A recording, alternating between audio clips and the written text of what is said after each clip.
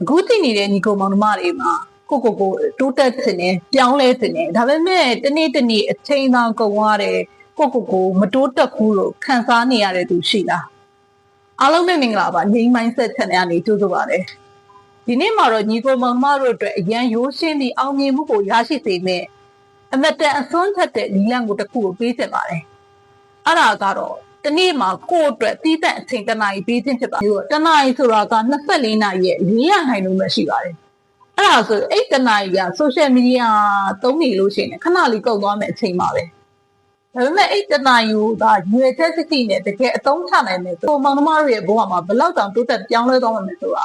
ပြောပြပါမယ်။ပထမဆုံးမှာမနဲ့မိုးလင်းအလန်းကြီးရဲ့နှိုးသက်လန်းကြီးလို့ချင်းကျမတို့ချက်ချင်းထပိတ်လိုက်တာ။ပိတ်ပြီးတော့ဘာလုပ်လဲပြန်အိတ်တယ်ပြန်အိတ်လိုက်တာကကိုပေးထားတဲ့ဂတိကိုမတီးတာကိုဩဇာမညောင်းတာကျမတို့သူများတဲ့ခါမျိုးဒါကိုစကားနားမထောင်တာသောတာဖြစ်တာကိုကြတော့ကျမတို့ကိုစကားကိုနားမထောင်ကြဒါကြောင့်မလို့မနေ့ပြန်လေးစပြီးတော့အလန်းကြီးရာနဲ့ချက်ချင်းထပြီးအဲ့လိုမျိုးထဖို့မရောဘင်ရဲ့5စက္ကန့်စင်းကြီးကိုသုံးကြည့်ပြစိတ်ထဲကနေပြီးတော့5 4 3 2 1 go ဆိုပြီးတော့ကိုစိတ်ထဲဆိုပြီးတော့ထကြည့်ပါအဲ့လိုမျိုးထလိုက်ခြင်းအဖြစ်ကိုဘွားကိုပိုင်နေ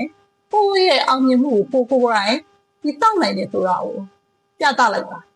ဆက်ကကြတော့ကျမတို့ရဲ့အာယုံစူးစိုက်မှုကိုခိုးယူနေတာပါကျမတို့စာတက်နေတာဖြစ်ဖြစ်တခြားအလုပ်လုပ်နေတာဖြစ်ဖြစ်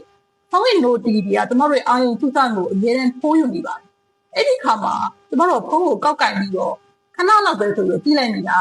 နိုင်ဝက်45မိနစ်တော်တော်လေးအချိန်ကြာသွားတာမှသတိထားမိပါတယ်အဲ့လိုမျိုးမဖြစ်အောင်ဖုန်းကိုနိုတီလေးကိုပိတ်ထားပါကိုလုံးဆရာရှိတော့ကိုအချိန်ကို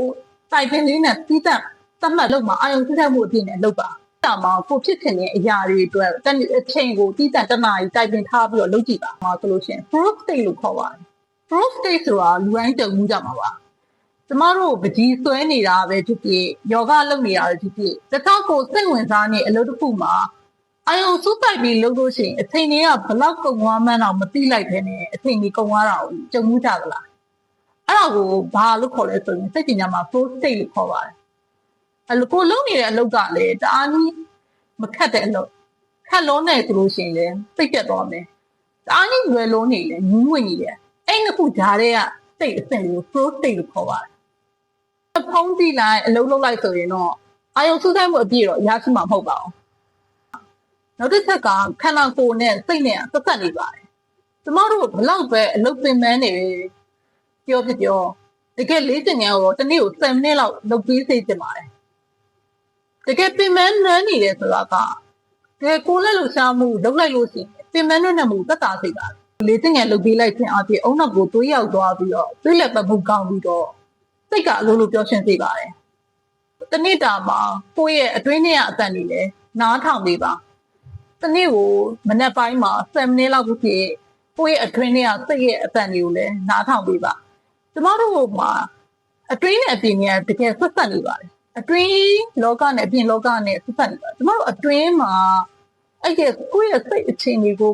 သိမှာကျမတို့အပြင်မှာရှိရဲ့လုပ်ငန်းကိုင်ငန်းတွေမှာလည်းတိုးတက်အောင်မြင်ပါပါကိုတယောက်တည်းရှိနေလို့ရှိရင်ကိုအတွင်းထဲကပြောနေတဲ့အတန်တွေနားထောင်ပေးပါသိပေးပါသူ့ကိုပို့ပြီးတော့နားထောင်ပေးမယ်အချိန်ပေးမယ်နားလည်ပေးမယ်ဆိုလို့ရှိရင်ကျမတို့ကလူမှုကိစ္စမှာဖြစ်စီးပွားရေးမှာဖြစ်အရာရာကိုနားလည်သဘောပေါက်လာပါမယ်တနေ့တာမှာပိုခက်ခဲဆုံးအလုပ်ကိုပထမဆုံးပြီးအောင်လုပ်လိုက်ပါအဲ့ဒါကိုဒီစောင်းမှာဘယ်လိုပြောထားလဲဆိုရင်ဖားကိုအရင်စားပါတဲ့ကျမတို့ခက်ခဲနေတဲ့အလုပ်ကိုအရင်လုပ်လိုက်ခြင်းအပြင်တနေ့တာမှာအစဉ်ပြေချုံမှုလွယ်ကူသွားပါမယ်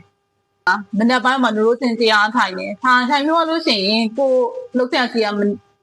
ကိုအိမ်လုပ်တွေလုပ်မယ်လုပ်ပြီးပြီဆိုရင်ကိုရဲ့တကူရတန်ရှင်းဖို့လုပ်လိုက်ခြင်းအဖြစ်တနေ့တာမှာအပြင်နေသွားမလားကိုက ready အဆင်သင့်တယ်သုံးချက်ကကြတော့ power of 10မှာကိုရဲ့တနေ့တာလောက်ဆောင်ချက်တွေကိုအုံနောက်မှာမှတ်သားနေတာတဲ့ဆိုလို့ရှိရင်တောင်းမှချရေးလိုက်တာကကိုပို့ပြီးတော့တိုးတက်စေပါတယ်တနည်းအားဖြင့်ကိုစောက်ကြည့်ခံရတဲ့အခါမှာကိုကပို့ပြီးတော့ကြိုးစားဖြစ်လာပါတယ်တစ်ခါကကြတော့2160စင်းမြင့်သတိရပါအလေးစိတ်တစ်ခုကိုတိစောက်တဲ့ခါမှာအနည်းဆုံး21ရက်ကြာပါတယ်အဲ့ဒီအလေးစိတ်ကိုစ စွမ်းမြဲနေဖို့အတွက်နောက်ထပ်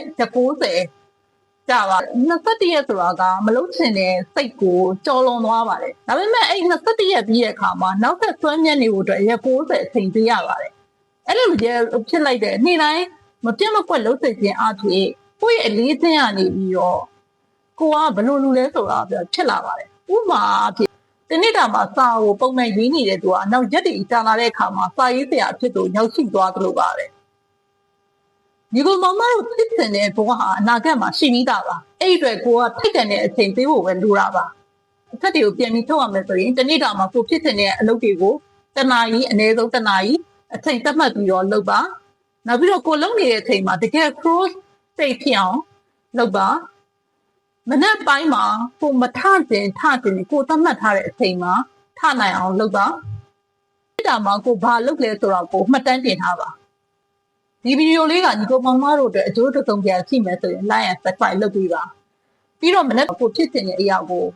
တနာရီဘာကိုချိန်ပေးမယ်ဆိုတာကိုရေးခဲ့ပေးပါ